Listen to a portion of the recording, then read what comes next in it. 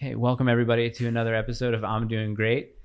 My name is Mike, obviously. That's Gina over there. He was wearing a beanie about 2 minutes ago, but then he took it off. I was going to call him Tim Pool on camera. No, well, I'm wearing, I took the hat off because I don't want to be too much of a character, but I was watching the movie Midway this morning, so I am wearing a World War II Navy chambray shirt. There you go.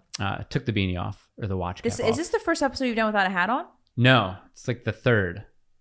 That's very It's the observant third. of me. Anyway, Great. we're not going to spend too much time on this. We're not here for your hat. The reason why I look through a lot of the YouTube comments, which I've been advised not to do that, but you guys have been making some really good suggestions on who we should have onto the show. And one of those people is sitting right next to myself and Gina right now, and I'd like to introduce him. His name is Jay Dyer, correct? It is. Jay correct. Dyer. Or Day Dyer if you want me to. Day Dyer. We can There we slip go. past the algorithm. Day Just like Dyer, the- everybody. Just like the Fic Nuentes. I didn't want to just parrot your YouTube about you or your websites about you, but from what I can tell, author, commentator. It said comedian. I don't know how often you or what comedian necessarily entails. I don't take In you other as a words, stand-up. that's in dispute, right? Whether it actually is funny. Or Right, not. so far, yeah.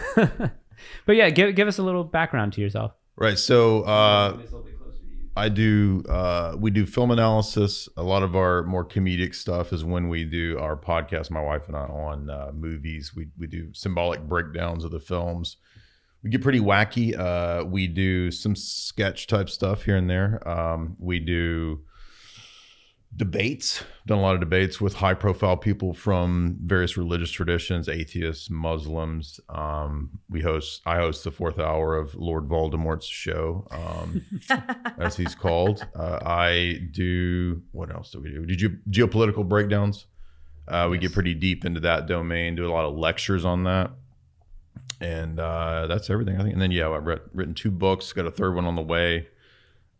Actually 2 more books coming out in the next 6 months. So, yeah. Very Hollywood cool. Breakdown. So that's what we do. Yeah, I mean, your YouTube videos, if you just do an initial scan of them, are very long, very in-depth. Yeah. So what I found myself doing since the time we were able to arrange for you to be on the show was to maybe watch like 10 minutes of each one, and it just doesn't crack the surface to what the bodies of the videos are about. But there are a couple of things that I wanted to get you on to talk about. One is World Economic Forum, Great Reset, because we hear these two ideas being thrown around a lot, especially today, and especially with the advent of the CV. So I wanted to get you on and talk about that, and I also wanted to talk to you about religion, especially the fact that you're Christian Orthodox, correct? Mm-hmm. Okay, and is that the same thing as Greek Orthodox? Is that something from Greek Orthodoxy, or? Greek Orthodox would be one of the Orthodox nations within the broader, what we say is the Orthodox Catholic Church. So Okay. Russian Orthodox, Serbian, Romanian, etc. Okay, and I just wanted to talk to you a little bit about that. I know Gina was curious. Yeah. Yeah. What did you want to ask me about? Yeah. Can you talk a little bit about where Christian Orthodox falls when we're talking about Catholicism, Protestantism? I mean, because I'm a little ignorant on where it falls. It falls into the category of the branches. right one, and then the other ones are the wrong ones. I'm just playing with you guys. That's fine. So basically, for the first 1,000 years of Christianity, you have more or less a unified East-West Right. Orthodox Catholic Church, we would say. And then about 1054, roughly, you get the split between the East and the West, mainly over the issue of the place of the Bishop of Rome and a doctrine called the Filioque, which relates to the Trinity. So it's kind of a really difficult, for some people, nuanced idea about what exactly the role of the Holy Spirit is in the Trinity. So basically, the church split after that, after the first 1,000 years. So that's why there's a Roman Catholic Church and then the rest of the Orthodox Church. What was the Council of Nicaea? Was that the council that was called to talk about the issue of the Trinity, where St. Nicholas got up and slapped that bishop? Exactly. He was pimp smacking. We the talked about heretics. that in We like the did third briefly episode. speak about Yeah. that. That's the first council, so that's 325, and yeah, they dispute the Trinity basically to smash the Arian crisis, the idea that the second person of Godhead is a creature, and so Arius's doctrine was pretty much squashed at that council, mainly through, as you said, St. Nicholas, also St. Alexander, and St. Athanasius are the heroes of that council. But yeah, so 325 is the first council, and then you've got 6 more going all the way up to 787, which comprise the first 7 ecumenical councils that Roman Catholics and Orthodox agree on, and then like I said, then you have the split after that. And did that split preempt the Crusades in a way? Because the Crusades started in the early 1000s or late 900s. Pope Urban in the 11th century calls it the First Crusade, and it will unfortunately so the Crusaders will, in one of the Crusades, sack Constantinople, actually, which is at that time Orthodox, and they think that Orthodox are like barbarians because they have beards. But the weird part is like that the Latins were actually hired sort of barbarians that came in and sort of looted and pillaged. But that's one of the results, I would say, of the schism. It's not a cause, but later on, that happened. And what was the dispute of the role of the Holy Spirit? So the two main disputes are whether the Pope is the supreme head of the church is the main issue, the papacy. And then the other issue is whether there is one source in the Trinity, namely the person of the Father, or whether the Son also has a role in the Father's causal position of sending or originating the Holy Spirit. So that's what the filioque clause is, and that's why the Orthodox world doesn't accept that. The Roman Catholic world and the Protestant world does by sort of default. But there's other issues as well. I mean, there's a whole bunch of other, like the Orthodox don't accept the Roman Catholic doctrine of purgatory. They don't accept the sort of extreme view of Mary that we think a lot of Roman Catholics have. What is that view, to interrupt? The view of Mary? Well, so you had in the last few instances of the Roman Catholic dogmatic statements, Mary being called that she was immaculately conceived. So we don't accept necessarily the Immaculate Conception, and we don't accept the idea that some Roman Catholic theologians have that she's a co-redemptrix with Christ. So it's really just giving her titles and roles that we don't believe are really appropriate. So part of the Marian doctrines are also bound up with the Western Augustinian doctrine of original sin, which Orthodox don't fully accept all of Augustine's views. So anyway, it gets really nuanced, but those are some of the main issues. With all the disagreements that what would you call them? Denominations, or I wouldn't call them denominations. Like Orthodoxy isn't a denomination of Roman or even Christianity, is it? Well, we believe that it's the original church. So we would say pre-denominational in the sense that most denominations kind of spring from later schisms or splits. Okay. So that's our take. I mean, obviously other people would think that we're just one of the many denominations, but that's our take. Despite all the differences, what is I don't want to say goal, but the idea of Christianity in the end is it living a life with Christ, or is it living life the way Christ has taught one to live life so that he ends up in heaven with God?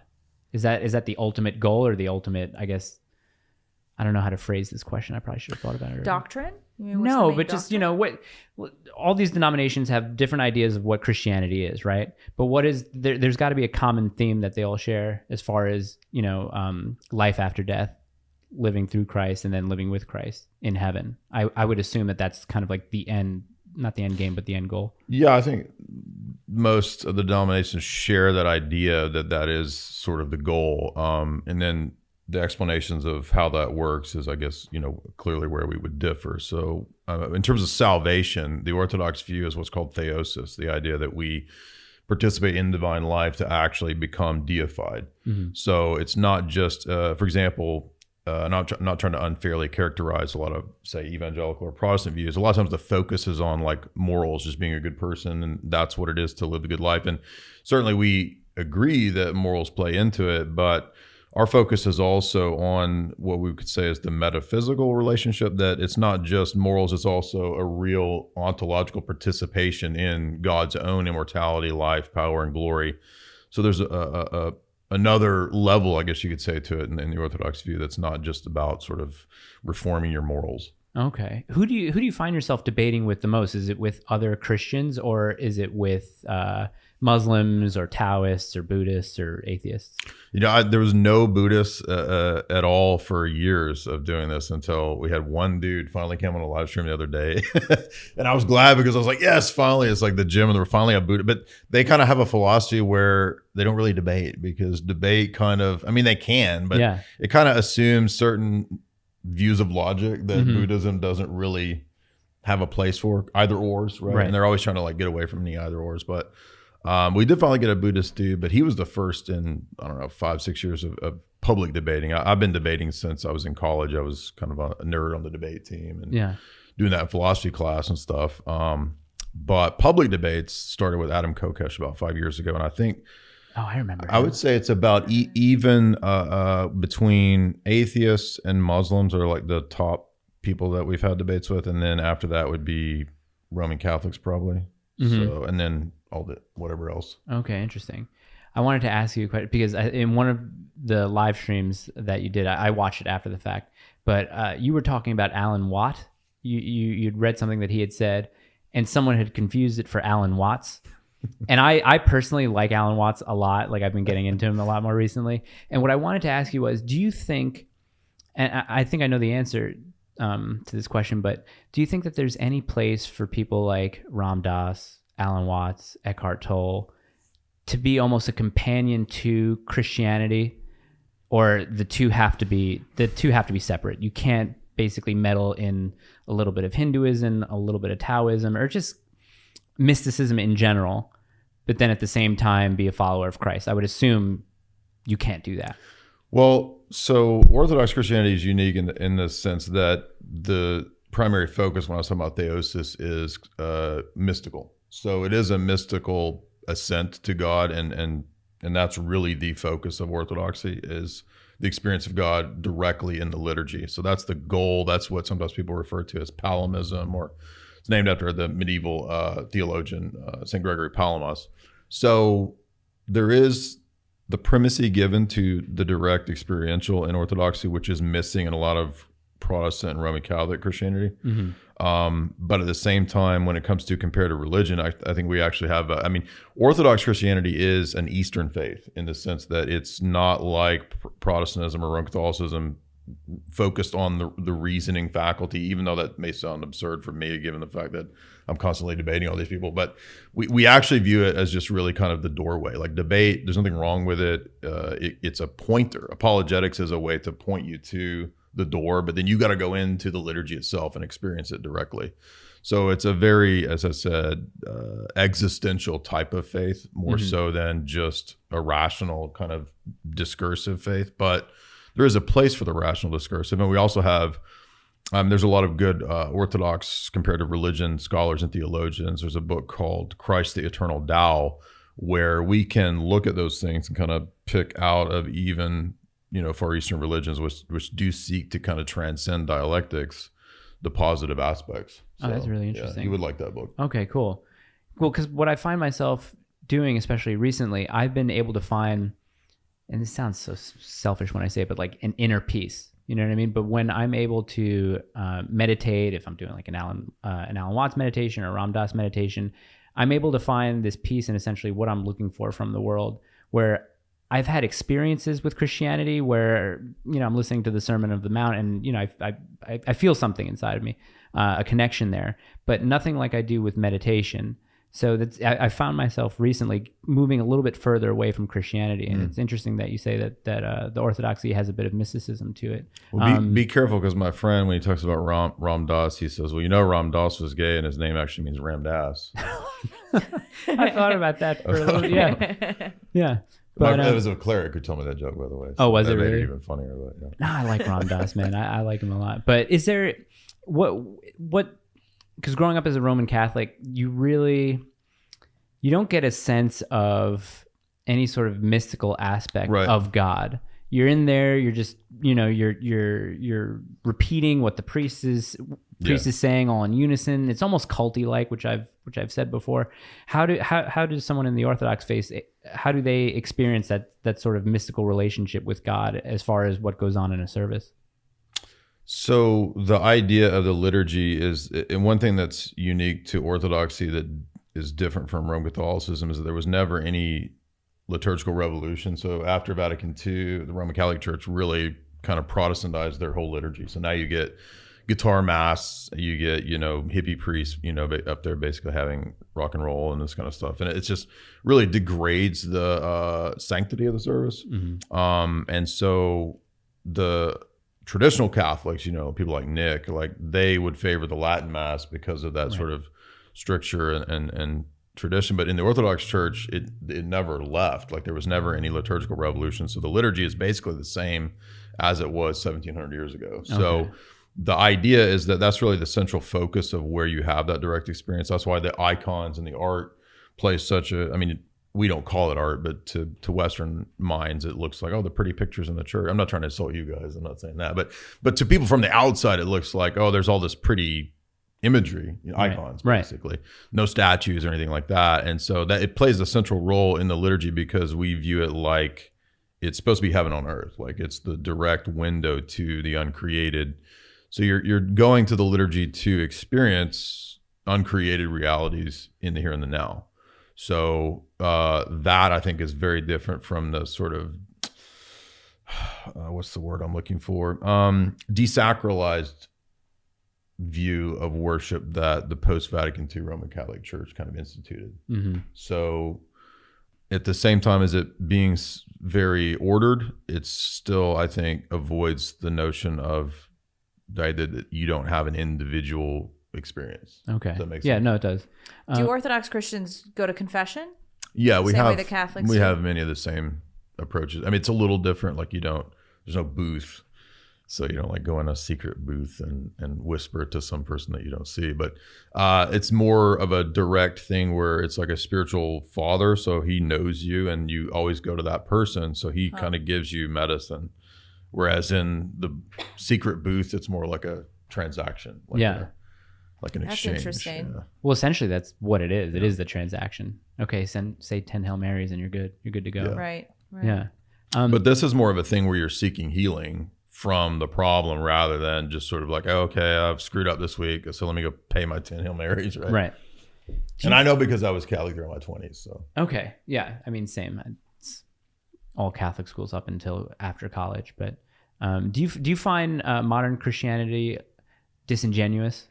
Totally. Yeah, we've done a bunch of kind of streams kind of making fun of it that got, decent views. So Okay. I think that's an excellent way to put it. It's just whenever I see Clown church, I think is what we called it. Right. Whenever I see a pastor wearing Nikes, I kind of have to, I really have to be a little skeptical of Hillsong what his message is. Yeah. Like the Hillsong types of churches. Is there any benefit to those kind of churches, or or are people just too blind to really?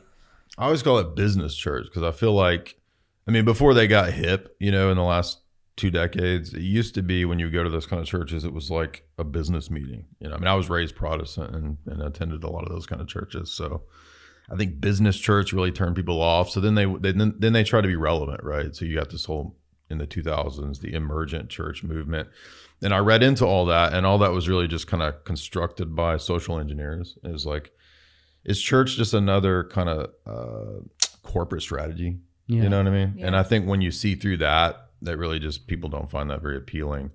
And I think that a lot of, for example, one reason we've been successful in what we do in terms of bringing a lot of people to Orthodoxy is because people are looking for authenticity in especially religion, because if you're going to give your life to this, you don't want to feel like you're getting conned by like a car salesman or something. You want to really invest yourself in it. And so I think it's not just historicity, but that's a big part of it, that people feel like it's not a recent sort of kitschy invention. Yeah. Yeah, the megachurch I grew up in had a whole youth center with a rock climbing wall and fog machines and like foosball tables. And I remember walking around as a high school and I'm like, what is going on here? Because like when I remember the church that I grew up in when I first started going in like elementary school was very small, but then they got corporate. And they like bought a whole new campus and they had concerts and stuff. And it was very disingenuous. And of course now I sometimes I'll pop onto their Instagram just to see what they're doing. They changed their name from Savannah Christian Church to Compassion Christian Church. And they posted all the stuff about George Floyd. And I'm like, I'm so not surprised. You guys are such frauds. Yeah. I have just sent you one of the skits I did because I did a megachurch pastor, Randy Balls, and he has a, Randy. He has a motocross rally in his church, and there's like a water slide that you get baptized in. So, I mean, it sounds like satire, but then when people tell me about their megachurch experiences, it's basically real. It's real. So, there's that really funny show on HBO now called The Righteous Gemstones. Yeah, we love that, right? Yeah, I have to come on now. Y'all trying to get up in my finances now. Yes. I'm a couple episodes behind, but it's so funny because I watch it and I'm like, yeah, actually a lot of the things that they put as satire those are the things that I saw growing up in these insane megachurches. It's just like several different campuses and they're live streaming across all the campuses and constantly trying to be relevant to the youth, constantly trying to do things to bring the youth in. And I don't know, it's almost creepy. Well, do you remember, did you guys have, because I grew up Baptist in the Bible Belt, so we had the Power Team. Do you remember the Power Team? I don't know. I don't know what. Okay, so in the show, have you seen season 2? I'm a couple episodes in. So the dudes that are all buff, the God Squad, that's real. Okay, so they used to look them up. They're called the Power Team, and they would travel to all the Baptist churches, and it's like, they look up the Power Team on YouTube. They'll like bust bricks and in the name of Jesus. Yeah, it's like, see, this is we can real. bust a brick. So like, come pray the sinner's prayer. What? It's one of the things that I appreciated, at least growing up, especially in high school, was I went to Catholic high school, and I think they were Jesuit. They were Jesuit missionaries. Mm-hmm. You guys would have the Power Bottom Team. The Power Bottom team, not the Power Top team. No, but at least they kept tradition. They weren't trying to appealing to any youth or anything like that. It was, this is the Catholic Church. This is how it is. Does one, in order to join Orthodox Church, does one have to get rebaptized? Yeah, I was going to ask that. There's a flexibility in terms of how the Orthodox Church receives converts, because they typically do it on the basis of case by case. So like depending on what one's background was, but then some jurisdictions within the Orthodox Church kind of have a one size fits all policy for reception. But so like Russian Orthodox typically will just baptize. So they don't definitively say that you weren't baptized, but they just do it to conform to the traditional practice of how the church has always done it with a triune immersion. So because we think that the way that you're baptized is intended to signify the Trinity. Right. And if somebody did it in a weird way, it kind of signifies like a, heterodox view of the Trinity. And for Orthodoxy, the Trinity is like first and foremost, like you start there, everything else flows from that, which is again why filioque is such a big deal. Like what seems like minutia actually ends up being kind of a big deal. What language do they do the services in? Kind of depends on where you go. So if you go to a church, it's always tailored to the majority. So if the vernacular speaks English, they'll do the liturgy in English. Okay. If most of the people there are like Russian expatriates, they'll do it in Slavonic or Romanian or whatever. If you go to the Greek church, they do it in Greek mostly. But the homily and stuff like that will be right. So are the structures pretty similar to, let's say, like a Catholic Mass, where a couple of readings, homily, and then communion? It's a lot more elaborate. So what the closest thing I could think of would be, did you ever, when you were Catholic, did you ever go to a Latin Mass? Once. Or what they call a high Mass? Yeah. Basically every service is like that. Oh, really? Yeah. Oh, interesting. So there's always incense, vestments. The whole thing is sung. Mm-hmm. I was an altar boy. The whole liturgy is sung. So really? Even the kids, like little kids will be in the church. There's no pews typically. Everybody's just standing there or sitting down, and then the kids sing. Where are they sitting? The floor. Really? Yeah. Oh, that's cool. Yeah. That's the ancient practice. So. Wow. Yeah, it's pretty wild. That is interesting. But the first thing that struck me when I attended was that I was used to, okay, you sing a hymn or two, or you sing a few, and then you recite stuff, and then you sit down and you listen, and the whole thing is sung. So everything. Oh, what drew you to? Were you Orthodox? This is off camera. I'm talking. Were you Orthodox before, or okay? So what drew you to it? Well, I was super nerdy into philosophy and history, so I was reading church fathers, reading the history of biblical theology, all that stuff, just on my own, but personal interest. And I kind of read my way out of Protestantism into Roman Catholicism in my 20s. And then I just eventually, more and more reading led to more and more problems that I had with the papacy, Vatican II. So I was really concerned with, being in a traditional church, and that ultimately I read my way into Orthodoxy, basically. Okay, so the papacy is the head of the Catholic Church. So who is the head of your Orthodox Church? So it's decentralized. So the highest office is a bishop. There's nobody higher than a bishop. Oh, really? Yeah. So it's a conciliar. It's a conciliar model of the church. So there's no one dude. The highest is any bishop, but there are like sort of what's called canonical privileges that certain metropolitans have, and that's just the older tradition of the way the church functioned for like the first 1,000 years.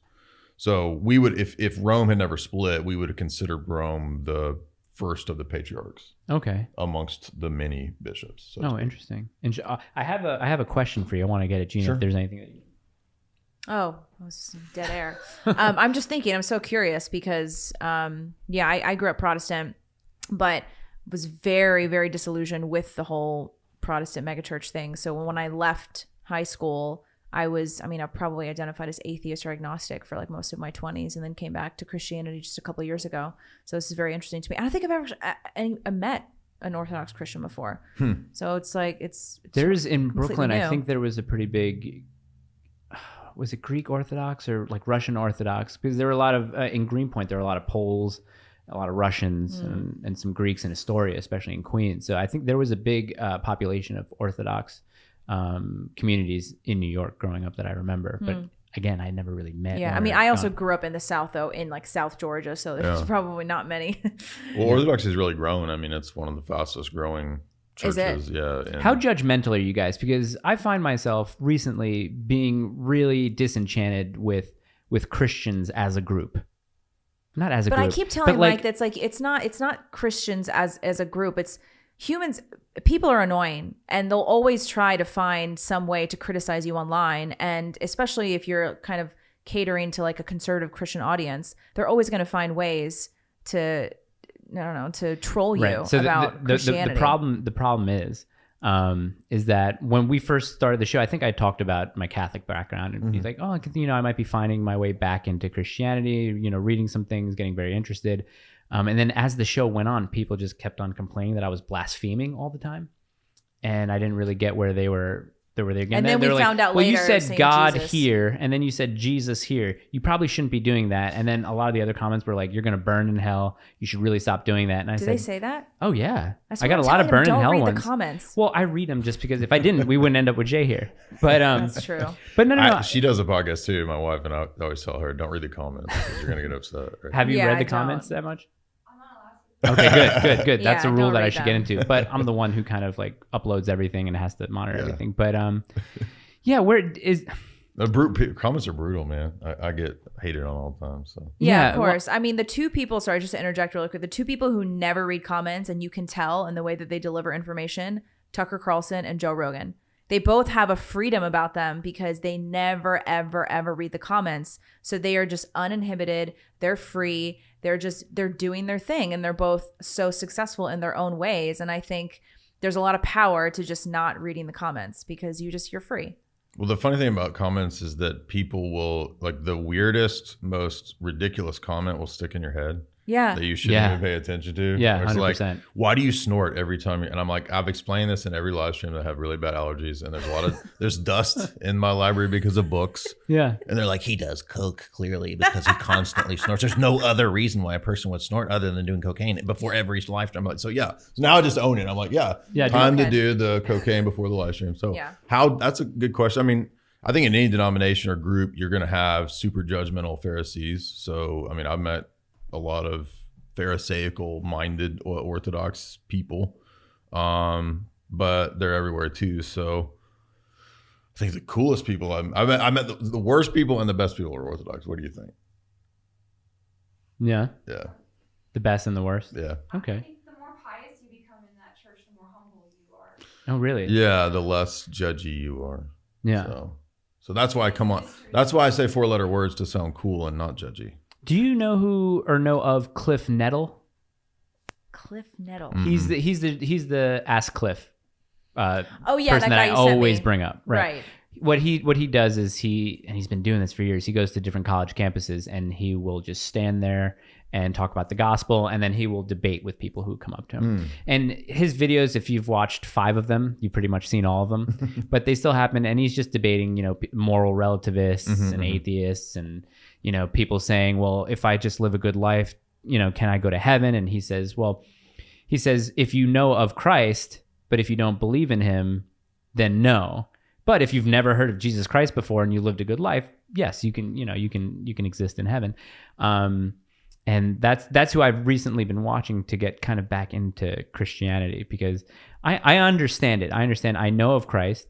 I want to get back into it, but what ends up happening is I see a lot of the hypocrisy out there, and it kind of turns me off in a way where, you know, Alan Watts again just talking about Taoism, and just it seems like a little bit of a selfish sort of Taoist. Is that a religion or no? Is that just a kind of? I mean, I think it could be conceived as a religious philosophy, kind of like Zen, you know. Sure. I mean, but I'm not super expert on Far Eastern stuff. So. Right. In those, I just see a lot of like eyes in it, you know, where Christianity, you feel a little bit more part of a whole. But anyway, here's the question. Sorry, I digress. Gavin told me just ask the question. Oh yeah, you go on these tangents. Gavin sent Mike a review, I suppose we can call it. We'll play on. He did an impersonation of me. Yeah. I'll put it on. It was like a minute and a half. It was a minute and a half. I do a lot of impersonations too. So what are your best ones? He can impersonate me asking a question. Do a good Lord Voldemort. I've got to listen to more of you. We were doing Nick on the way. We was listening to your Nick discussion, so I was impersonating Nick on the way up here. Yeah, oh, really? Nicolas Cage? Yeah. Oh, can we see it? Should we do it? While you're doing it, should the camera be on Gina so you don't see your face? Because a lot of problems I have with impressions, if they don't look like the person, then it's kind of harder to. Really? Just by sound? But sometimes I think the facial expressions help. Like if you're imitating Robert De Niro, you have to do the. You need the face with it. Well, hold on. I'm trying to think of the ones I do. Oh, there's like 50. I don't know. There's a whole roster, whole retinue of them, but yeah, I can do a pretty good Nick. Nick is really into what he's talking about, if you've ever noticed. And then he does a whole routine where he talks about getting possessed by the characters, and he pulls out a little voodoo thing that he does. He calls it neo-shamanic. That's his style of acting. I don't know. I love National Treasure. Yeah. That's the one you went with? I'm more of an 8mm guy. Whoa. So someone wanted me to ask you this. They said, ask Jay if he remembers which saint or church father wrote about the triadic nature of reality or a similar concept. Remember hearing him talk about it in a stream years ago, and I can't remember. Yeah, St. Maximus the Confessor. He's the guy that I read that read me kind of into Orthodoxy when I was because when I got tired of Roman Catholicism, I kind of got burnt out on theology because I'd put so much time into it, and then I was just like, I forget it, I'm sick of this. And then because of his, I wouldn't say Eastern philosophy. I mean, it's a less Western philosophy is what attracted me to him. And he has a really deep analysis in the Ambigua, and then a book called Question and Answers, where he talks about how reality is actually man himself, and reality is structured in a triadic way that images Father, Son, and Spirit. So it's a fascinating metaphysic. Do you hear that, Al Hernan 706? Your question has been answered. I have another question. What are your feelings on the origins of the universe? Have you ever debated any atheists about this? Because there are Christians who have to point to the Big Bang, for some bit of evidence that there is a God. Mm-hmm. And I have a problem with that, only because if I think about the way time works, if there's, an infinite future and an infinite past, how can we point to like one point in time and say, this is where everything started? Have you ever thought about that? Yeah. So in terms of the debate, probably the most prominent YouTube theistic atheist, Inspiring Philosophy, and I were supposed to have a debate 2 years ago. He backed out because he said I was too mean. So that never happened. And it's funny because somebody asked me yesterday, when are you going to debate IP? When are you going to debate Inspiring Philosophy? I'm like, you mean the dude that backed out 2 years ago because I was too mean? So no, that debate never happened, but I wish it had. But I actually take a creationist view. So I'm actually pretty out there. I do a lot of philosophical critiques of Darwinism. So I'm pretty anti-Darwin. Would you say to say something like a belief in Darwinism as far as a process and not an origin is one way to look at it?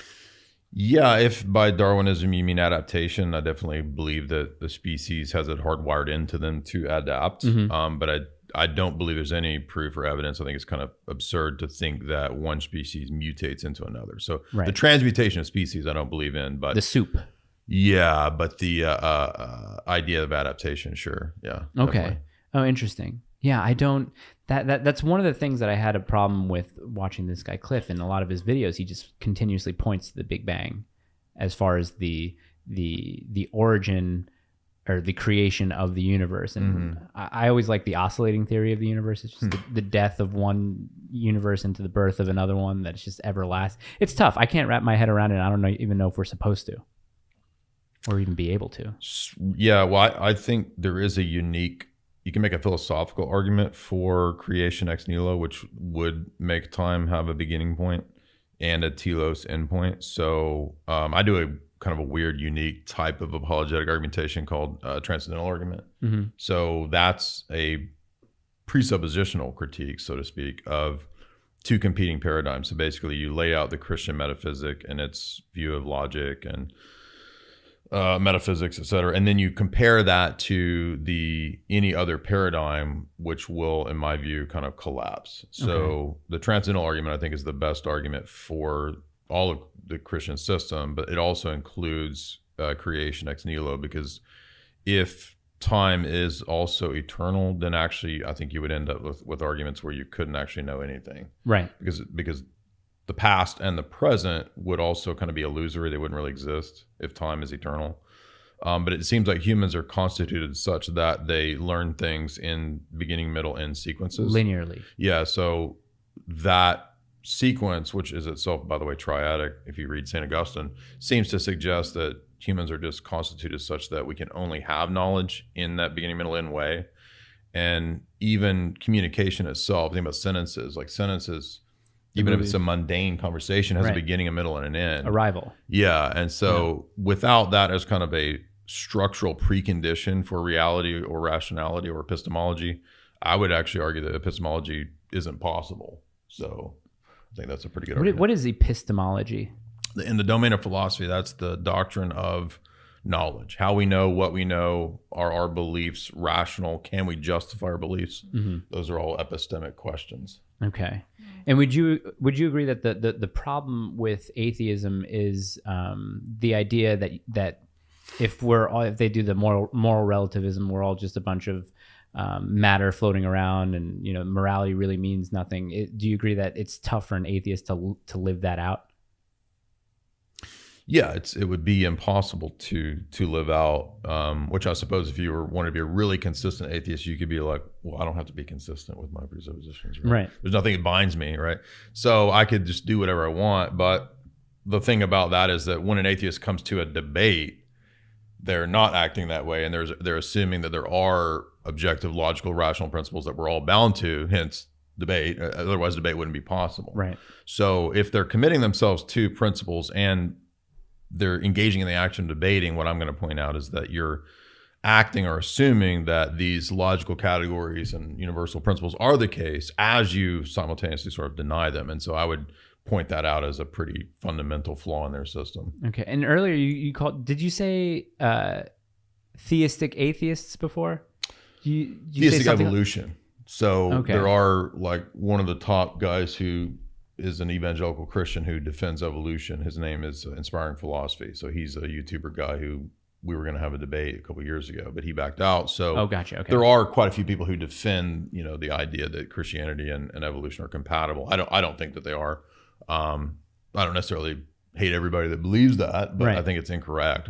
I think you can demonstrate it, but I'm not, since my domain, my study isn't biology or life sciences or whatever. My critiques are always the philosophical. Yeah. Gotcha. Do we want to talk about WEF? Yes. Okay. Please. Yeah. So, World Economic Forum, we're hearing a lot about it right now. I really don't know what it is, other than I'm not supposed to like them. I was wondering if you can just give us, a basic run through of what the World Economic Forum is, who runs it, and what it's promoting. I think it helps to understand, geopolitically speaking, the last 100 years of how the world transitioned from the British Empire to Pax Americana. If we understand that, there's a big fat book that I lectured through some years ago called Tragedy and Hope. And that's a really important tome because Dr. Carroll Quigley, was Bill Clinton's professor. Like he's the one that trained me and everything I know. So Bill's mentor is the archivist and historian of the Council on Foreign Relations, which is one of these big global steering committees that really kind of sets policy for a lot of things. Like you could argue for the world in a way, because they're based on the British Empire's model of steering committees, or what was originally called the Royal Institute for International Affairs, which is itself a front for Lord Rothschild and Cecil Rose's plan to build the British Empire into a world empire. Okay. And there's a book that Lord Curtis wrote, one of the people in their circles, called Commonwealth of God.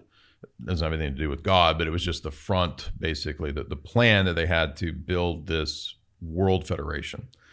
And so it kind of went through a few phases that failed. The British imperial model didn't last, but around the time of World War II, right before World War II, the British wanted to bring the Americans back under their sway. So they sent Ian Fleming, the guy who created James Bond, literally sent him over to buddy up to a lot of people in the U.S., along with a few other British intelligence agents like William Stevenson out of Canada, Noel Coward, the famous children's book author and actor.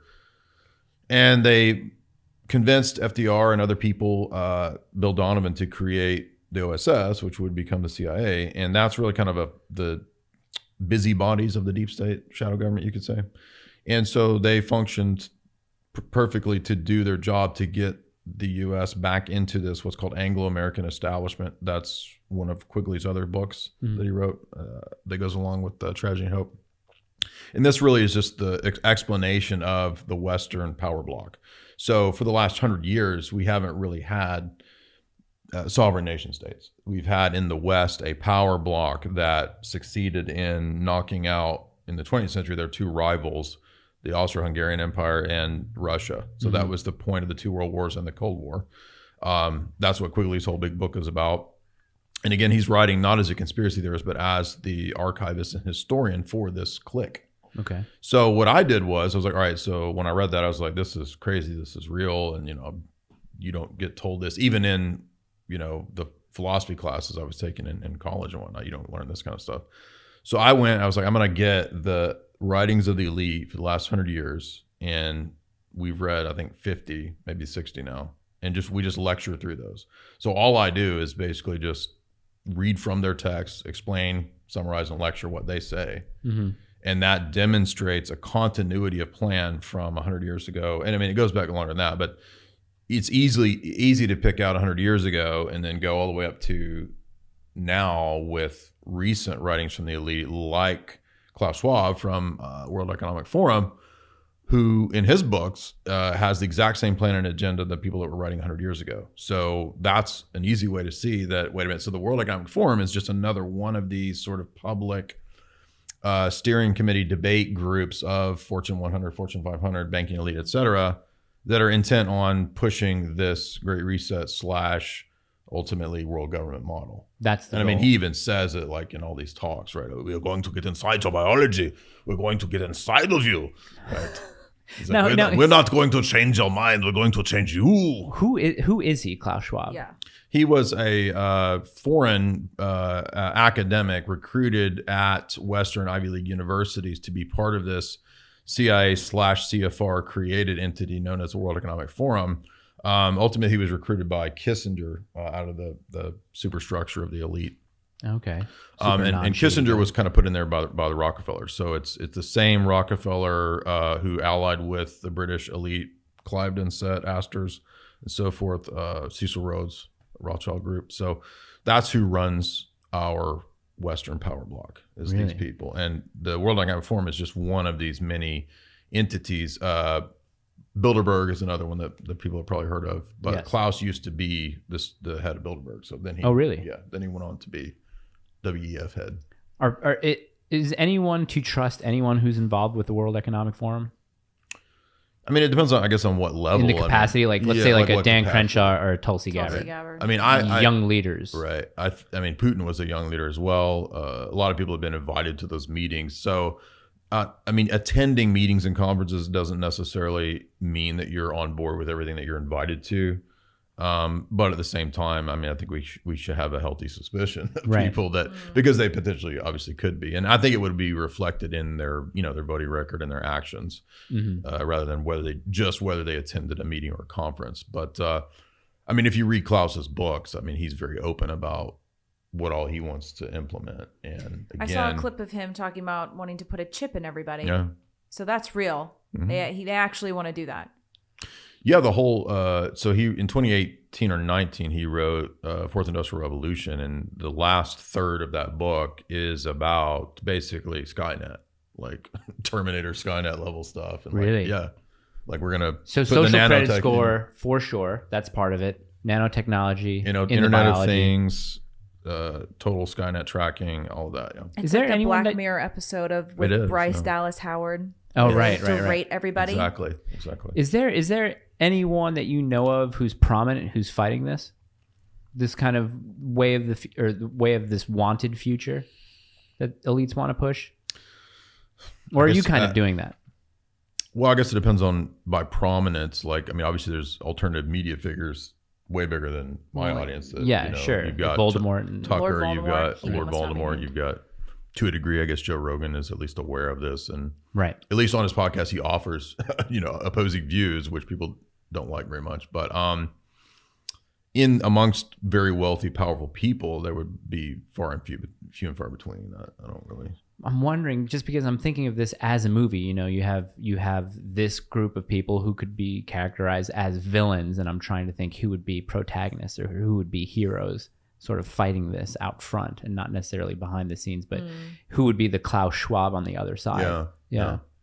I mean, I think really the best hope is something like Orthodox Christianity. I mean, that's kind of because the deeper I got into the geopolitical espionage conspiracy domain, the more I was driven to like facing up to the reality of evil. I mean, like if you look at the Malthusian depopulation plan that's sort of undergirding all of this, and the entire British Empire and its philosophy, and the Great Reset's philosophy, I mean, it's pretty much demonic. I mean, in my view, there's no other way to explain it. And so to me, it's a good testament to the reality of evil, spiritual evil, not just human conspirings. I think it goes beyond just the human domain.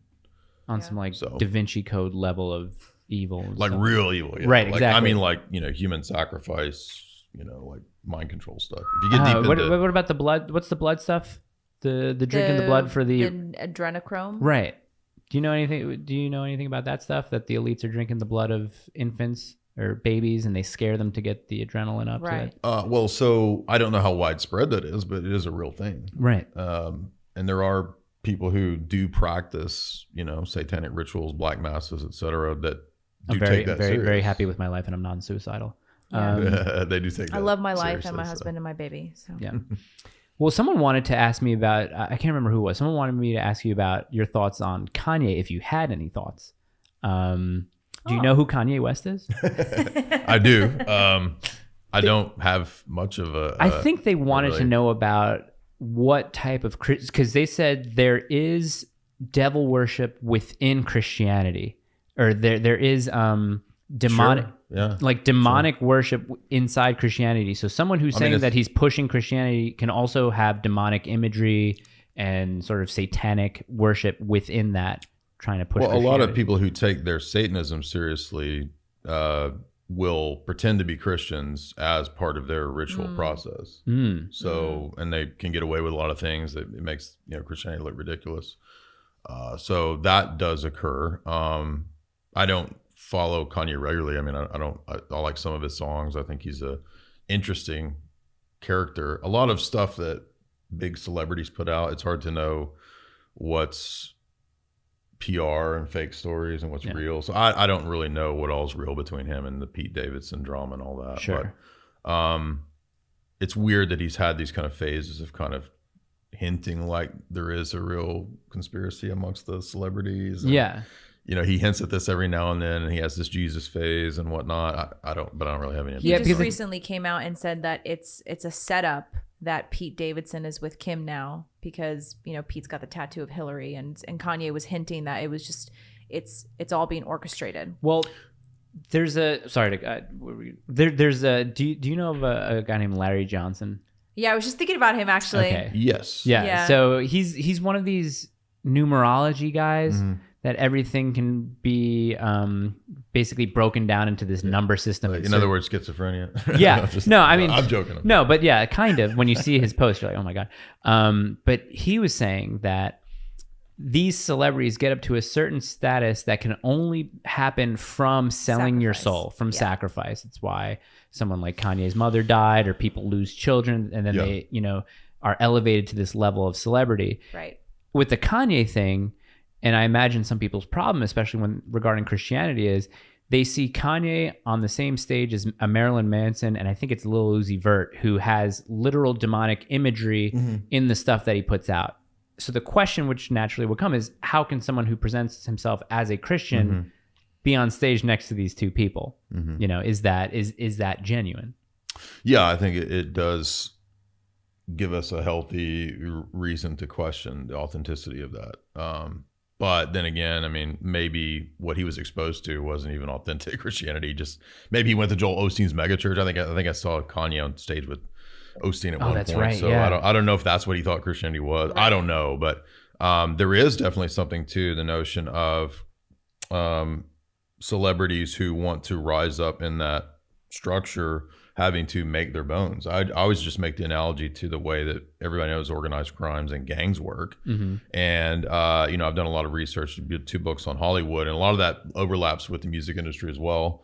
So there's a lot of, kind of like make your bones if you want to rise up in the music industry. And that's because they want to have dirt on people and make sure that you don't go off script. And so a lot of times I think that whether they really believe the Satanism or not, or the cult that they're in, or the Crowleyanism or whatever, those cults like that are great ways to blackmail people, to get dirt on people. To Epstein. Like, yeah, exactly. I was going to use the Jeff Stein McAfee.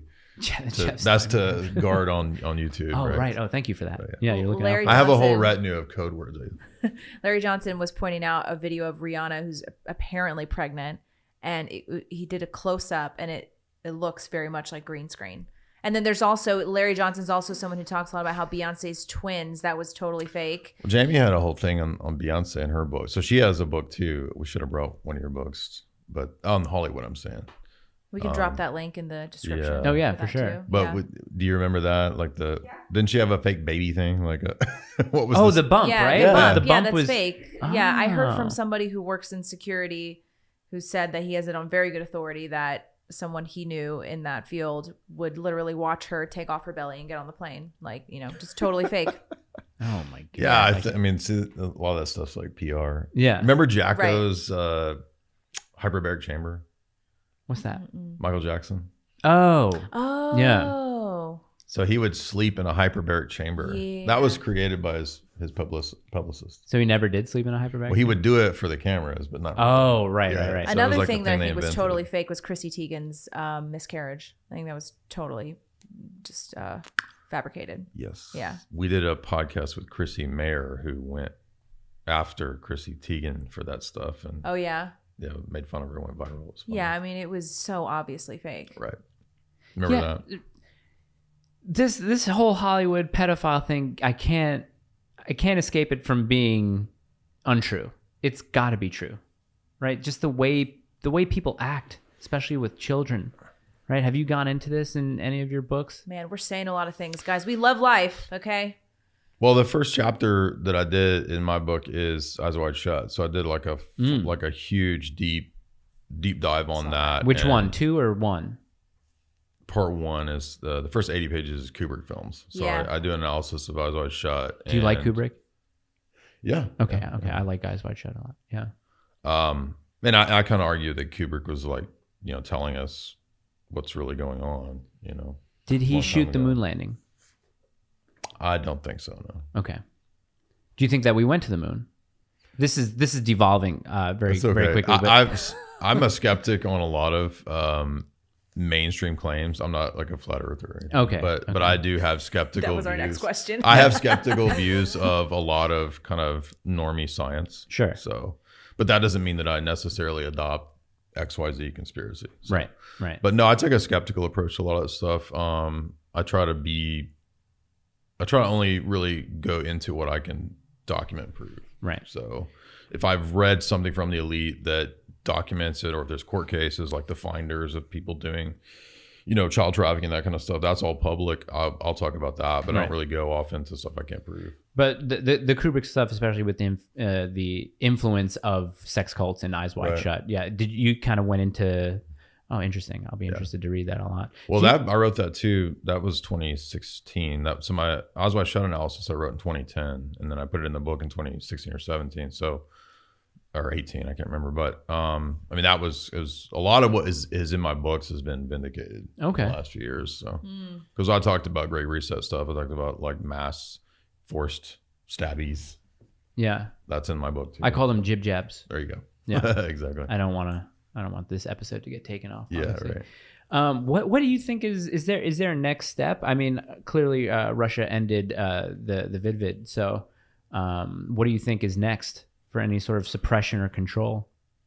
Well, I'm not sure that we will see an end to these conflicts. So I think they could continue on. They could scale up. A lot of people think that we might have a larger global war eventually. Might even be related to Taiwan. But I don't know for sure, but I think that whatever will provide the pretext for the next phase of the Great Reset, which they kind of roll it out like a business plan. So a lot of the crises are kind of engineered, and they sort of come out at the right time. And if you look at something like Operation Lockstep, which is in the Rockefeller white paper from 12 years ago,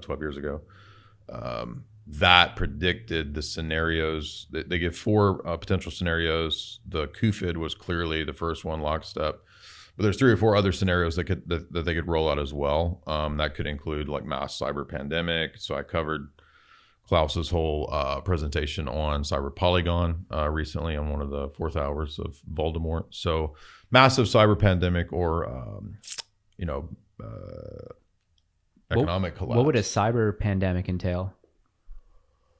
Well, there's back doors. So if you know about the Promise technology, like most of the tech has a back door. So it would actually be done by something like that, or like a private entity. If you watch the movie, what's the Bruce Willis? The one with the kid? No. 12 Monkeys?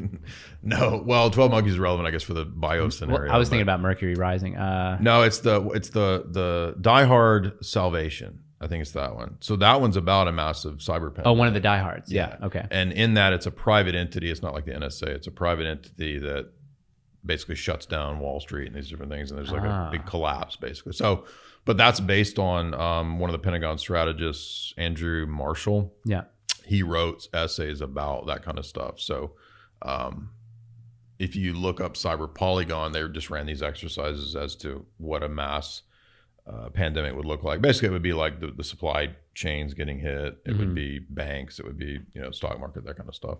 Right. So that's a potential scenario that Klaus keeps talking about. He said, when there's a cyber polygon, it will make COVID look like a walk in the park. Oh, geez. Yeah. So what a great villain. Like I mentioned to you before we started rolling cameras, I was watching, I forgot if it was a debate or something. You mentioned how movies like Zero Dark 30, Argo are all propaganda. Can you talk a little bit more about that? Yeah. So when I was doing my grad work, I focused on the history of film as propaganda. So I did my thesis on the way that Ian Fleming used James Bond as Cold War propaganda. Yeah. So he kind of becomes an icon of Western democratic capitalism. And so he's the figure that most embodies this, ultimately in kind of a Nietzschean way.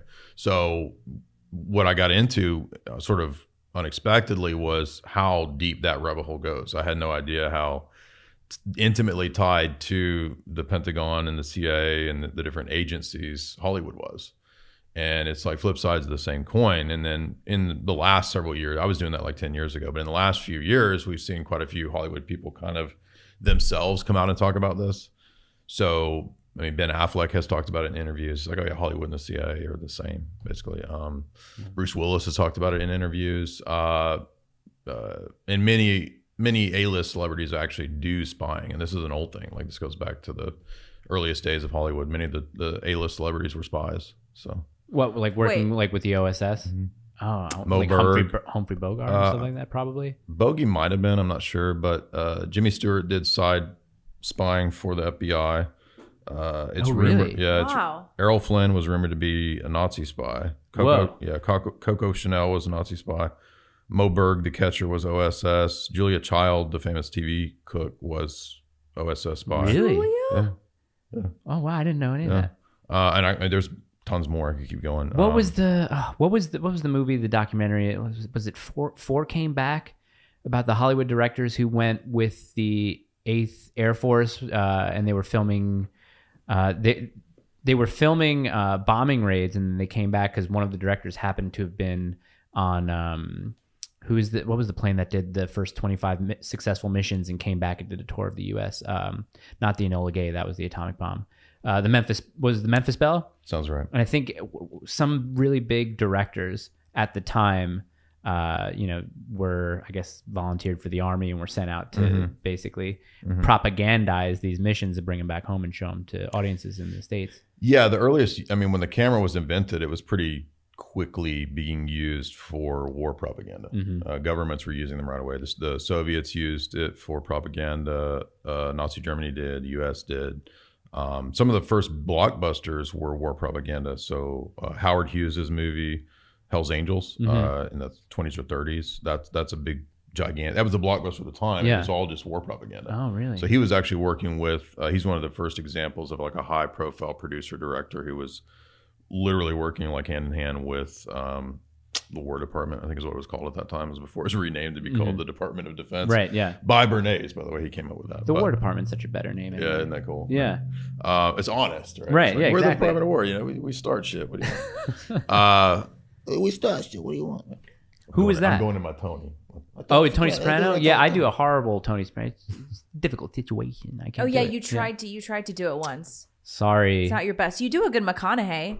Well, all right, okay, we'll go with that one. That's all right. Yeah, that's all right. Okay. Once I get Lincoln in the space. Here's a question about That's good. No, what was the movie where it was an actress in the 60s who was doing work with and giving money to the Black Panthers, and then she was essentially, the movie portrays her as being kind of made crazy by the FBI tapping her phones, and what was it called? Jane's. Kristen Stewart played her in a movie. Look that up. Look up Kristen Stewart movie FBI Black Panthers, but it was pretty recent. Seberg, I think. That was some FBI stuff. Well, you mentioned Affleck and Argo. I mean, Argo. Seberg. The plot of Argo is a real. It's a real thing that happened. Where CIA used movie cover to do this. Actually, that's happened quite a bit. And it's not just CIA, like other intelligence agencies and movies can be a great cover for doing something like. Are there any that are known that have happened where it's be like, this isn't conjecture, this is for a fact happened, other than Argo?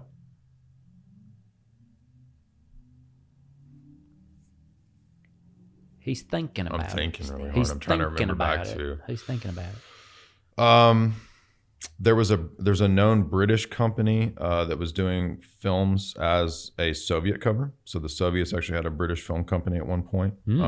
That's covered at my buddy who's a Russia historian and analyst, Mark Hackert. He did a translation of a KGB colonel's diaries and whatnot, and so that one of those recounts one of their espionage outfits in the UK. The FBI created a whole film company that was like a cutout in LA that was an independent studio that was just for surveilling different stuff. Really? Yeah, that's in chapter 1 of my book. Yeah, I don't doubt any of it. But I can't think of another confirmed instance where the whole film was. The closest thing I can think of is that one of the guys involved in the Scooter Libby stuff back with the neocons under Bush, he went and produced a film with Dolph Lundgren in some country. Yeah, and good get. I feel like that was probably some kind of cover. So Who was the KGB defector in the 80s that came to the U.S. and he was telling people like be prepared for what's about to happen? I think it's like a KGB. Yuri Bezmenov. Right. Yeah. What was that whole point of that the clip that all over the place on YouTube? Was that just trying to make Americans aware of what the KGB was doing or what the two governments had planned as far as?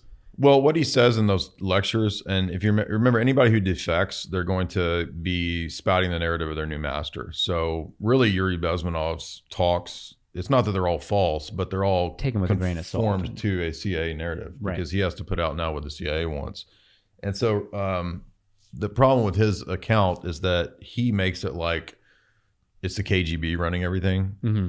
Well, there's not KGB anymore. I'm sorry. Right. I mean, yeah, there are people that are Russian intelligence. FSB. Yeah, but the idea that KGB runs everything is just completely fiction. It's just absurd, right? And I mean, who's running the Great Reset? It's not Putin. It's not the KGB. It's Klaus. It's the Fortune 100. Okay, that's who's behind the Great Reset. Which is, can they be classified as independent entities, or they just have too many hands and too many? I'm assuming no government organizations, right? Like these are all private banks, they're all private businesses. Well, I think they run the public government, so they kind of control it. So it's kind of a front. I mean, I'm sure there's a level of independence, I guess you could say, but really the long-term goals everyone's agreed on. So the goals of transhumanism, the goals of world government, world currency, depopulation. Nobody in the top, tiers disagrees with those goals. I'm not eating bugs. I'm not. No bugs for me. Chickens could eat the bugs. What's the whole idea? I'm gonna eat Greta. Oh, Greta? I'm gonna literally eat Greta. Yeah. Thunberg? Wouldn't that be weird? How dare you? All you care about is money. How dare you? Can you do a good Greta? Or your voice is a lot deeper than mine. I did a Greta on Twitter, but as in you typed it out. No, or you actually did it. There's a video. Oh, it was a video. Okay.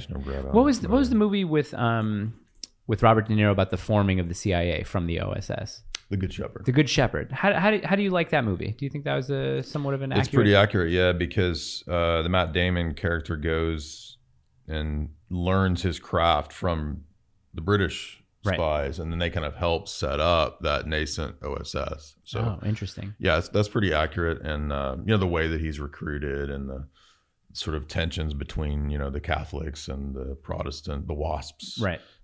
With the Robert De Niro character and all that is, I think that's all pretty accurate. And it has the reference to the Skull and Bones, and a lot of the early CIA OSS people were recruited out of Yale and so forth. So I think that's accurate. How much of a prominent role do you think societies like Skull and Bones, the Illuminati, like how important do you think they are? It's a key way to get into that power structure, or to be recruited into it, or to be networked, because those are just older. If you want to understand really what Freemasonry and this kind of stuff is, I was just about to ask you. Yeah, it's really that was the spy network of the British Empire. And there's a good mainline historian book, Jessica Harlan Jacobs wrote a book called Builders of Empire, and it's really just pointing out that was the espionage network the British Empire had set up. And if you think about it, cults, secret societies, intelligence agencies all kind of do the same stuff. Yeah. And they like actors. I mean, you can find actors that were spies going all the way back to like the Elizabethan period. So, those worlds overlap, right? Like Freemasonry, doesn't it go back to like the Knights Templar and all that? Does it go that far back? They would say so. I mean, they have a narrative of their own origins. They say going back to the beginning of the world. But I don't know that. I mean, they're also known for lying. So I don't know. I mean, Albert Pike says in Morals and Dogma that they intentionally deceive the lower grades. Mm-hmm. So, I mean, I don't think you can trust their own history of themselves. But I think modern Freemasonry comes out of the Enlightenment, the Renaissance. And so there's probably a tenuous connection to the Templars, but I don't think a lot of the mythology about the Templars is true. I think it's a lot of baloney. Okay. Now, I wanted to ask you this question, just because I haven't researched you as thoroughly as I would have liked, just because we got you on last week. Are you conservative? Are you apolitical? Where would you lean? I mean, obviously you have a show with Voldemort, so I would assume that you lead a certain way. But But I have a follow-up question related to the answer. I would say 10 years ago, I did a lot of political commentary. I was really interested in politics. I'm a lot less interested in politics now that I'm, a little older and not as idealistic. So I think you kind of wise up. You get a little black-pilled about politics. Right. I mean, I'll talk about stories here and there, but I find the macro scale meta politics a lot more interesting than like the dog and pony softball stuff that goes on in America. I don't really follow that very closely.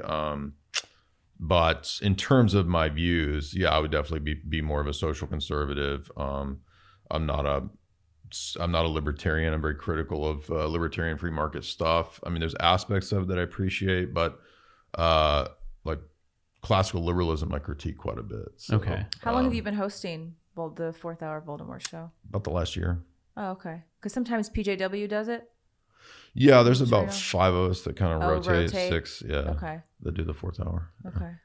But yeah, he does good, and trying to remember who else. Gerald Salente does it, and a couple of the Christy Lee, a couple of the girls that work over there do it. So they produce a lot of content over there. It's really incredible because they each do like 3 or 4 hour shows, and then sometimes he'll go live that 7th day of the week that he's not meant to go live. He calls like an emergency live broadcast. It's the best. It is Sunday 2003. We're gonna be live for the next 7 hours. For that one. Yeah, better than mine. That's for sure. We're very likely. I mentioned to you on one. Of the I actually episodes. brought the documents. Folks, I've got the documents. Yeah. I literally did bring the documents because I didn't know where we would go today. So right. I saw you walk in. I was like, oh, he's got documents. Yeah. Him and the documents. We're probably going to be able to go over there to Austin and maybe use their studios to interview Voldemort and his cronies. Awesome. At some point later this summer, which would be fun. great. Yeah. So he is the exact same in person as he is. That's exactly what my friend Savannah says, who used to produce for them. Yeah. Wait, will he want me to sit on his lap though? It depends. I mean, he was really intent on like getting Jamie to eat pizza, so he like kept offering Jamie pizza when we were hanging out. You're vegan? You just don't eat cheese? No, it's just funny. I just wasn't hungry. Yeah. This is wonderful pizza. Don't you want this pizza? Wonderful. Well, there's a conspiracy still it's not a conspiracy. It's outright they're just trying to get me to drink raw eggs constantly. So I feel you, Jamie, on that one. Raw egg nationalism. He won't drink raw eggs on camera. No. I don't know what it is. I just won't even do it. I gross her out when I do it. Oh, you do it? Yeah. Oh, wow. There you How go, many Mike. eggs in a glass per? I don't even put it in the glass. Like I You just like, crack it open crush over it you? in my Do you mouth. really? That's savage. That's next level. Yeah. Well, I got into carnivore diet, so that changed everything for me. Yeah. Do you drink raw milk? No, I don't process it well. So the reason I got into carnivore was because of like health issues. Yeah, it's amazing how many people I know who've gotten into the carnivore diet and healed a lot of their autoimmune issues or whatever. Because I think the big misconception about carnivore is that they think that you just eat like steak, but it's head to tail. No. Jordan Peterson. It was actually Jordan Peterson and Michaela Peterson's talks on that got me into it. Because one of my buddies that I do a lot of live streams with, Primal Edge Health, shout out to Tristan, he would do these podcasts and I thought it was nuts. I was like, this is crazy. Meat diet? Yeah, what? it sounds crazy. And he's like, and you don't eat green. That was the crazy part, is not eat greens. You have to unlearn that.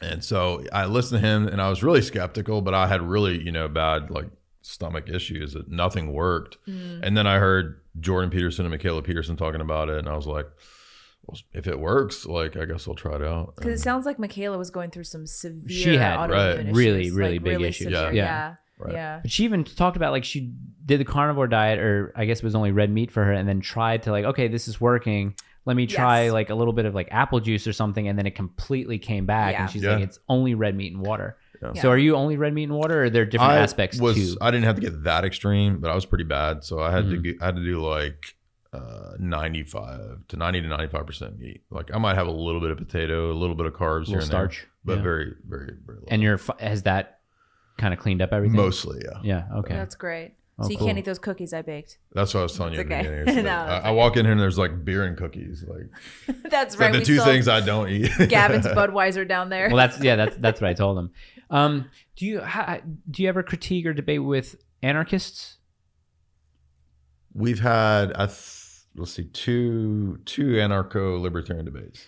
What's their thing?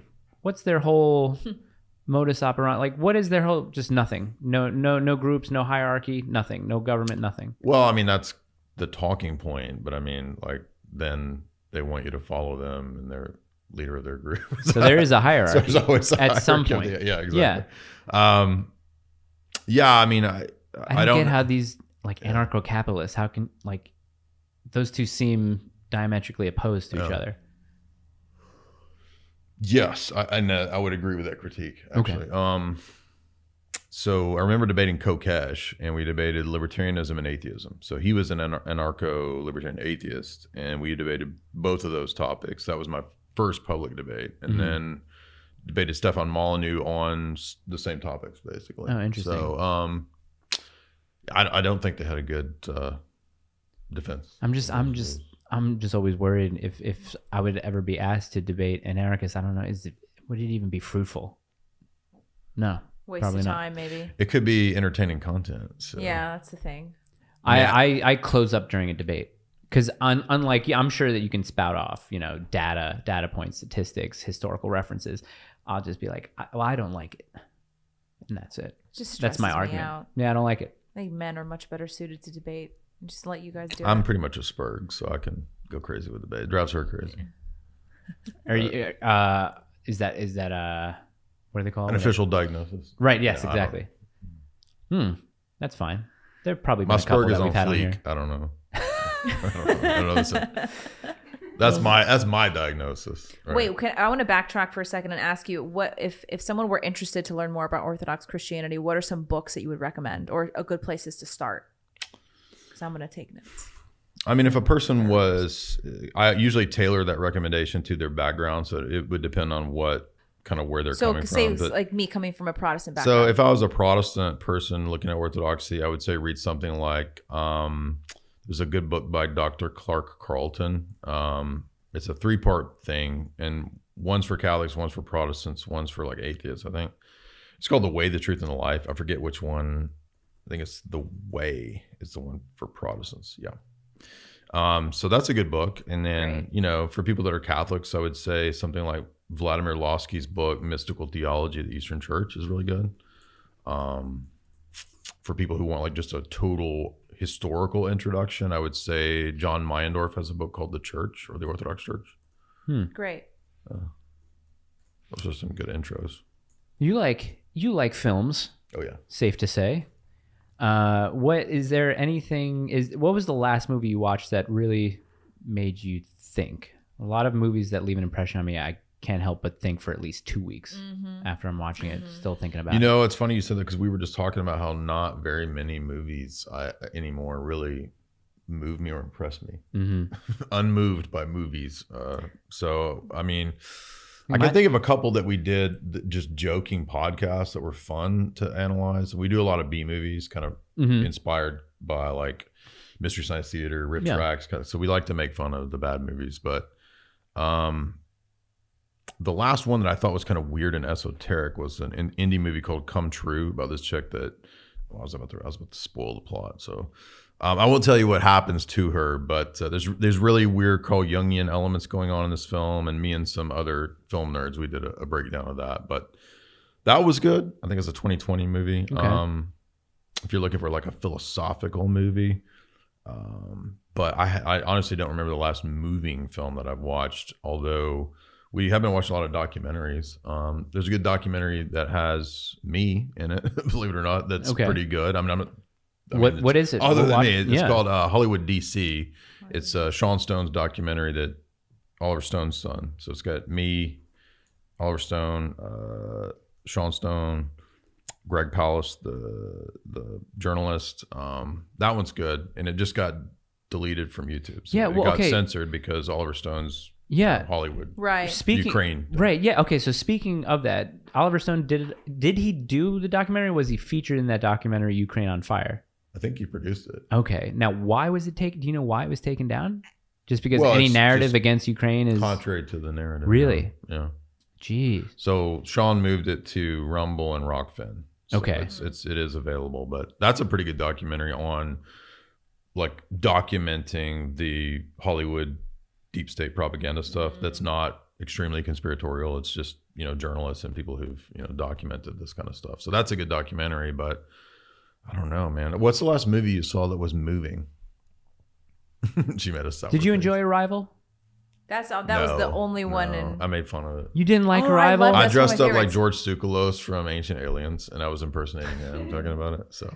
Oh no, that's one of the few movies that stuck with me for a little while. But is that Villanueva? Yeah. So I do like. I did like Villeneuve. Villeneuve. I did like Dune. I'm a big Dune fan. So. Dune. I didn't read. Did you watch Jimmy Dory? Yeah. Did you see when Al Pacino called in to talk about Dune? He's like, I saw a trailer for a movie called Dune. And Jimmy's like, oh yeah, what do you think about it? He's like, I don't know what it is. It's a horrible Al Pacino. He's like, well, it's a guy. It takes place in the future, and there's this what do they call it? There's a spice, and basically what runs the world. And there's a guy named Duncan Idaho, and he's like, Duncan Idaho, 400 years in the future, and there's a guy named Duncan Idaho running around. Whoa! And he's like, Brian Eno did the soundtrack. He's like, Brian Eno. This movie's great, but it's a horrible Al Pacino. But yeah, you like Dune? I do. Well, I like the David Lynch Dune. I'm a very big David Lynch fan. Well, I like to have coffee in the morning, and then I write for a little bit, and that's how you write a movie. I was like, this one interview I saw with him, and he was like, well, I very much like nude women. It's like the question wasn't even about that. I like Tell us about you. What do you like? I like nude women.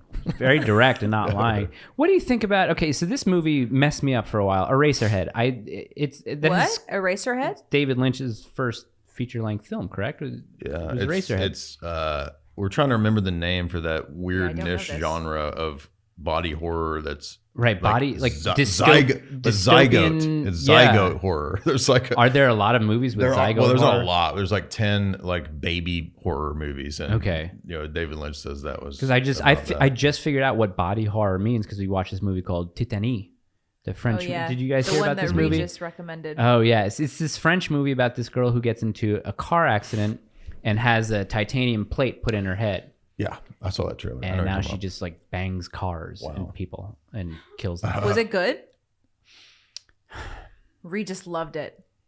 It's Regis filming? No, we have a friend. We have a friend who basically named the show and is probably one of the brightest minds, while also loving early 2000s pop culture, which is kind of like it's a weird contrary statement saying this guy has one of the brightest minds, but he also loves Britney Spears. Is he a Spurg? Spurg? Spurred? What's that? That sounds like. Oh no. Okay. No. No, he's not. But anyway, yeah, he likes these weird kind of movies. I don't know if I like that movie. It's just weird. It's weird. But I just recently found out what the genre of body horror was, and I think that movie was in it. It would be, yeah. Well, we were watching a bunch of bad Offspring movies, horror movies. Like Unborn and all these weird ones. What was the movie that you were going to try and talk about? But this was like in the Phantoms one. It was something that I watched the trailer. It was like Road to Hell or something, but Ben Stiller's in it, and he's Highway to Hell. That one is. What is that? That is an excellent B movie that is a Dante's Inferno trip to the underworld and back. In literature, it's the katabasis. The hero has to go into the underworld and sort of save, the hero, the girl, bring her back. Also in Christianity, by the way, Jesus goes to the underworld and comes back. So, Bowman, 2001. That's it's the Odysseus story, right? Right. To the underworld and back. But yeah, that was a fun B movie. It was better than I expected. I like those weird movies. Weird freaking movies. Here's a genre. Maybe we can try and find one of your favorite movies. So a movie that is about something, but is also about something completely different. So like Jacob's Ladder, Vietnam War, but then also kind of like this like weird, not psychedelic, but kind of like. Well, it's about like the afterlife. Yes. Because we broke that down. Yeah, that is a good one. A movie that's about something and about something totally different. Yeah. I think that's like where Jacob's Ladder falls under. If you haven't seen it, it's a really good movie. Is it? Yeah, it's with Tim Robbins. Mm-hmm. I like him. So when we did Jacob's Ladder, we paired it up with a weird, not that great, but at the same time fascinating horror movie, Empty Man. Did you see Empty Man? No. It's really weird and it's very flawed, but it is also about two different things at once. So on the one hand, you're watching this, this guy's sort of descent into madness and trying to figure out what's going on, a big cosmic conspiracy type of thing. And then it turns into a Tibetan Buddhist end times cult mythology. It gets wild. What was that movie with it's a guy like doing ayahuasca or something like that, and he comes back and he's in the hyperbaric chamber. Oh Lord. Altered States, yeah. Is it kind of like an Altered States kind of vibe? No. Well, maybe in some respects, but it's almost like three different movies in one. Yeah. So like there's the three acts take place in totally different domains, and I kind of like it when movies just go like way crazy in other directions. And even if they twist me around like 6 times, it doesn't really bother me. But it's a mind F. Like that. I like mind F movies. Uncut Gems is probably like a pretty level-headed mind F movie. I've not seen it yet. Everybody talks about it. Yeah, very good. Okay. Very good. You should see it. Okay. You should watch it. Have you heard of the movie? I think it's The Scary of 64th or something like that. It's this independent horror movie about the Epstein apartment. These girls move into Epstein's old apartment, and then I saw the trailer. I've not seen it. Yes. Is it worth watching? I don't know. I haven't seen it. Okay. Yeah. That's why I asked you. Well, we do watch a lot of weird, creepy, occult horror movies. So. Yeah, I would love to do movie breakdowns, but you seem like a cinephile, like a nerd, like a movie nerd. I don't know if I'm on that level. I'm not very sophisticated, like with foreign films and snobby. Like I don't. Right. But I just got into it because I've always liked movies. We grew up in a small town where there's not much to do. So you're either on meth or you're pregnant or you're involved in the arts. Right. Exactly. So there wasn't a lot to do, and I think a lot of people, in my circles, we got into the arts, and we were all movie buffs, like everybody in high school that I hung out with. And then, I took college classes on like history and film. Okay. And that's kind of what really piqued my interest. Yeah. But I'm not super knowledgeable about it. How do you feel about conservatives now getting into this whole, we got to take back culture. We got to start making movies too. And there was Pure Flicks, all the ads that come up on my before I got demonetized. Yeah, there was a time where there were movies that would have I hate calling them, it has like a Christian undertone to it, or there are these guys that are kind of there are these playwrights and stuff. Who's the big one that gets thrown around a lot? Not Bret Easton Ellis, but oh God, he wrote the Put That Coffee Down, Always Be Selling, the Alec Baldwin movie with Alec Baldwin, Al Pacino, Kevin Spacey. They're salesmen. Come on. Glengarry Glen Ross. Yeah. Who wrote it? Hold on. No, see, this is we do a very bad job of having a show because there really should be no dead air, but now I'm just rambling.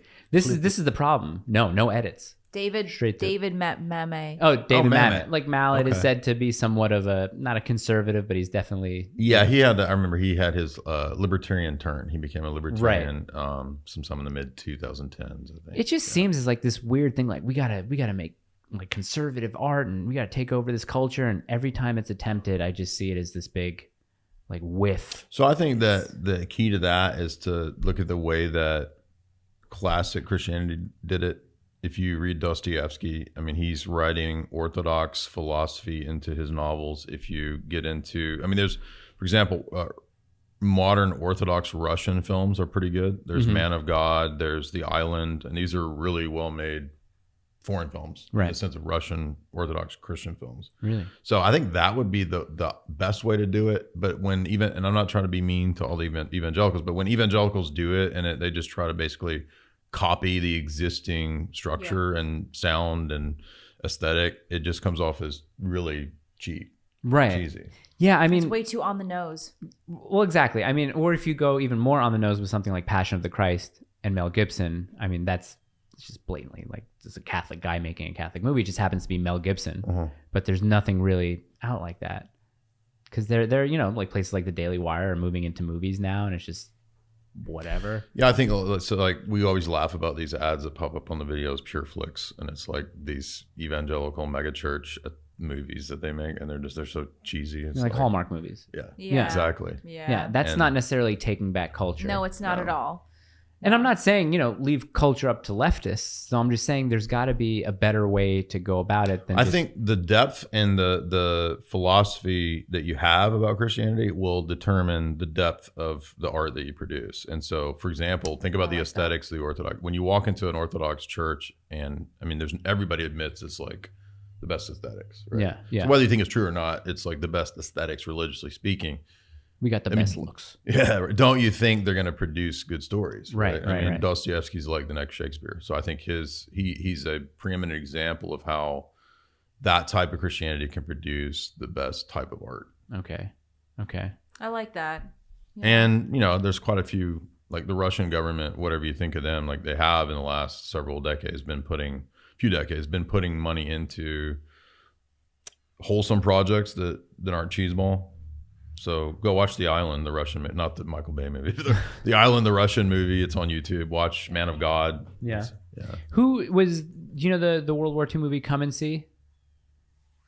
It's like this weird, really like hyper realistic movie about, I don't think Poles in Russia. I think it has to do with the Nazis in some Slavic region, one of the Slavic regions. And I think the movie was made in the 80s.